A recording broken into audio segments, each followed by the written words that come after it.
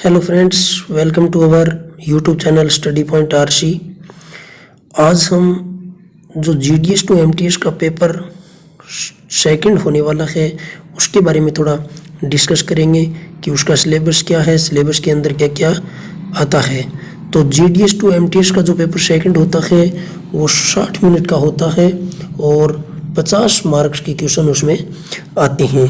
बात करें अगर सिलेबस की, तो सिलेबस के अंदर सर्वप्रथम जो क्वेश्चन आते हैं वो 15 क्वेश्चन आते हैं। वो आते हैं English to local language translation. Translation यानी हिंदी अनुवाद, यानी इंग्लिश के अंदर कोई मीनिंग दिया होगा उसका अपने को क्या करना है, ट्रांसलेट यानी उनका हिंदी जो अर्थ होता है वो अपने को बताना है। इस प्रकार के 15 क्वेश्चन आएंगे और प्रत्येक क्वेश्चन 1 नंबर का होगा, यानी 15 नंबर का आएगा। इसी प्रकार जो दूसरा जो क्वेश्चन होगा वो होगा translation local language to English, यानी हिंदी के अंदर कोई शब्द दिया होगा उसको अपने को किसके अंदर उसका सही मीनिंग अपने को, इंग्लिश का जो सही मीनिंग होता है वो अपने को बताना है। इस प्रकार के भी 15 क्वेश्चंस उसके अंदर आएंगे और प्रत्येक क्वेश्चन 1 नंबर का होगा, यानी 15 क्वेश्चन जिसमें इंग्लिश का हिंदी और 15 क्वेश्चन हिंदी का इंग्लिश, यानी 30 क्वेश्चन हो गए 30 नंबर के। इसके बाद में इसके अंदर एक दिया हुआ है लेटर राइटिंग, यानी अपने को पत्र लेखन करना है जो कि 40 से 50 वर्ड के अंदर अपने को करना है। यह आएगा अपने 10 नंबर का। और यहाँ पर अपने को 3 क्वेश्चन दिए हुए होंगे जिसमें से अपने को क्या करना है, एक करना है, यानी 3 लेटर आपको दिए होंगे उसमें से आपको एक करना है। इसी प्रकार इसके बाद आएगा पैराग्राफ, यानी कि शॉर्ट ऐसे, ये भी अपने को 40 से 50 वर्ड्स में लिखना है, ये भी 10 नंबर का आएगा। इसके अंदर भी अपने को 3 पैराग्राफ दिए हुए मिलेंगे और उसमें से अपने को एक शॉर्ट ऐसे करना है। तो इस प्रकार 30 ऊपर वाले, 10 लेटर राइटिंग और 10 शॉर्ट ऐसे के, यानी 50 नंबर का आएगा। तो अब हम देखते हैं एग्जाम्पल कुछ कि सर्वप्रथम जो इंग्लिश टू लोकल लैंग्वेज के अंदर जो अपने को ट्रांसलेशन करना है उसके अंदर किस प्रकार के क्वेश्चन आएंगे। तो सर्वप्रथम हम देखते हैं कि चूज करेक्ट हिंदी वर्ड्स। तो अपने को यहाँ पर क्या करना है, जो इंग्लिश के अंदर मीनिंग दिया हुआ है उसका करेक्ट हिंदी वर्ड अपने को चूज करना है। जैसे कि यहाँ पर दिया गया है एडवांस, तो एडवांस के यहाँ पर 4 ऑप्शन दिए गए हैं। फर्स्ट ऑप्शन है अधूरा, सेकंड पीछे, थर्ड आगे और फिर है बकाया। तो इनमें से अपने को एडवांस का जो सही अर्थ होता है वो चूज करना है। तो यहाँ पर एडवांस का अर्थ होता है आगे। एडवांस का अर्थ क्या होता है, आगे। तो अपने ऑप्शन इसमें क्या कर देंगे, सी। इसी प्रकार अपने को जैसे सेकंड में दिया हुआ है अर्न, तो अर्न का अर्थ यहाँ पर लिखा हुआ है खर्च करना, इकट्ठा करना, जमा करना या कमाना। तो अर्न का मतलब क्या होता है, कमाना। तो अपने इसके अंदर डी ऑप्शन सही कर देंगे। इसी प्रकार अगला जो क्वेश्चन है वो दिया गया है इंक्रीमेंट। तो इंक्रीमेंट का अर्थ अपने को यहाँ पर देखना है कमी। इंक्रीमेंट का अर्थ कमी नहीं होता, इंक्रीमेंट यानी वृद्धि। इंक्रीमेंट का अर्थ क्या होता है, वृद्धि। तो यहाँ पर बी ऑप्शन क्या हो जाएगा, सही हो जाएगा। तो इस प्रकार जो 15 क्वेश्चन आएंगे वो इंग्लिश में एक मीनिंग दिया हुआ होगा और उसके नीचे उसका सही हिंदी अर्थ अपने को लिखना है। अब अपने बात करते हैं कि जो हिंदी के अंदर लिखा होगा उसका किस प्रकार करेंगे। अंदर एक वर्ड दिया गया है ऋण, इसका अपने को क्या करना है, करेक्ट इंग्लिश मीनिंग चूज करना है। तो ऋण का मतलब डिपॉजिट नहीं होता, डिपॉजिट यानी जमा करना, अर्न यानी कमाना, डेब्ट का अर्थ क्या होता है, ऋण। डेब्ट का अर्थ क्या होता है, ऋण होता है। तो यहाँ पर ऑप्शन सी सही हो जाएगा। इसी प्रकार सेकंड जो वर्ड दिया गया है वो दिया गया है संपत्ति। तो संपत्ति को अपने इंग्लिश के अंदर जो करेक्ट मीनिंग होता है वो होता है लाइबिलिटी नहीं होता है, क्रेडिट नहीं होता है, बेनिफिट नहीं होता है, एसेट। एसेट मीन्स क्या होती है, संपत्ति। तो इसके अंदर क्या जाएगा, डी। इसी प्रकार अगला जो क्वेश्चन है उसके अंदर लिखा गया है प्रोत्साहन। तो प्रोत्साहन को इंग्लिश के अंदर क्या कहते हैं, इंसेंटिव। प्रोत्साहन को क्या कहते हैं, इंसेंटिव।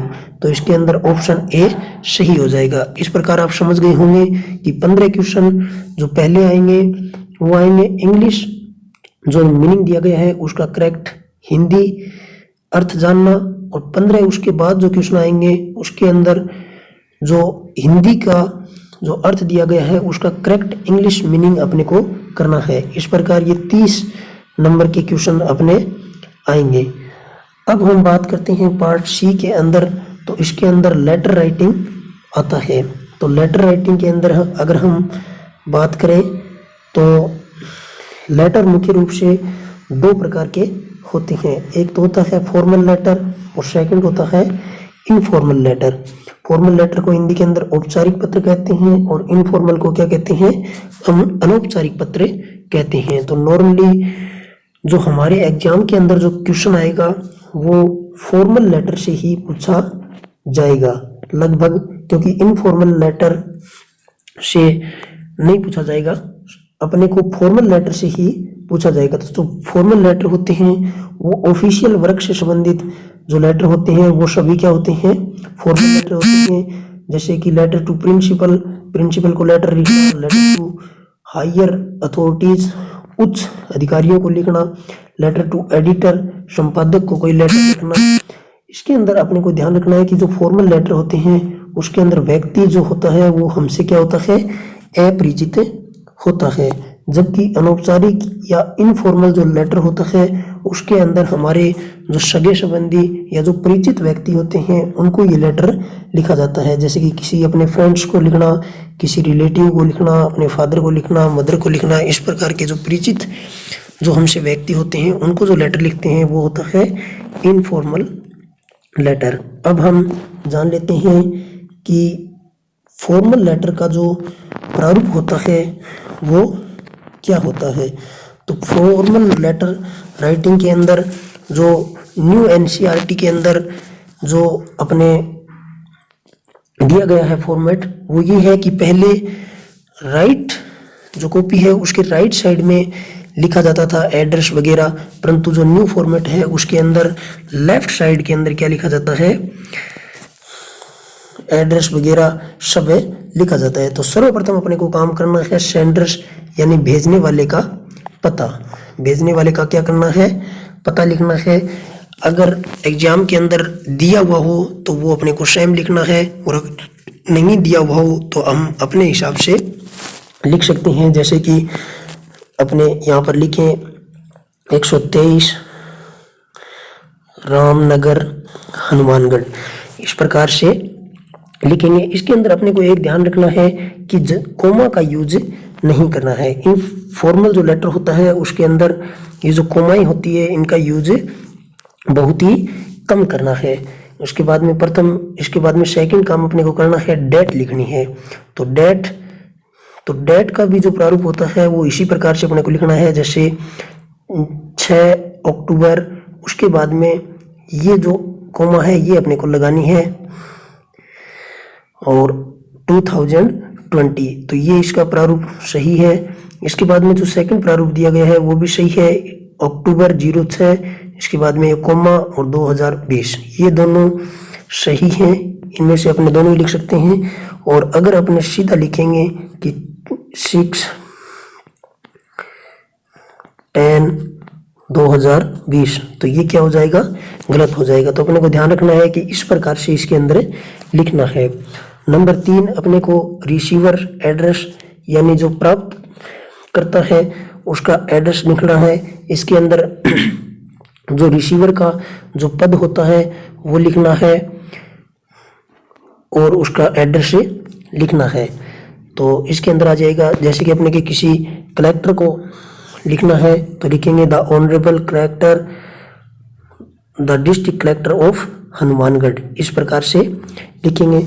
इसके बाद में अपने को करना है सॉल्यूशन यानी कि संबोधन। तो अपने को संबोधन करना है डियर सर या फिर डियर मैम। इसके अंदर अपने को रिस्पेक्टेड सर, रिस्पेक्टेड मैम, ये अपने को नहीं लिखना है। इसके बाद में नंबर 5 पर अपना जो काम है वो करना है सब्जेक्ट लिखना है, यानी हम किसके बारे में लिख रही हैं, जैसे कि अपने कलेक्टर को लाउड स्पीकर पर रोक लगाने के लिए लिख रही हैं, तो सब्जेक्ट इफेक्टिव होना चाहिए और छोटा होना चाहिए। तो सब्जेक्ट के अंदर जैसे लिखेंगे to ban the use of loud speaker, यानी कम शब्दों के अंदर लिखना है। इसके बाद में नंबर 6 पर आता है body, main body of the letter. तो main body of the letter के अंदर अपने को कुछ बातें लिखनी है,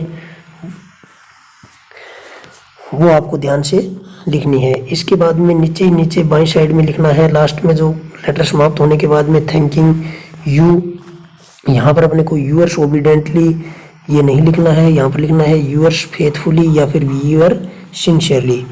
इसके बाद में लास्ट में सेंडर्स का नाम लिख देना है। इस प्रकार से अपने फॉर्मल लेटर समाप्त होगा। तो ये आपको बहुत ही ध्यान से उसके अंदर लिखना है। अगर आपको वीडियो पसंद आई हो तो वीडियो को लाइक, शेयर और सब्सक्राइब ज़रूर करें। Thank you.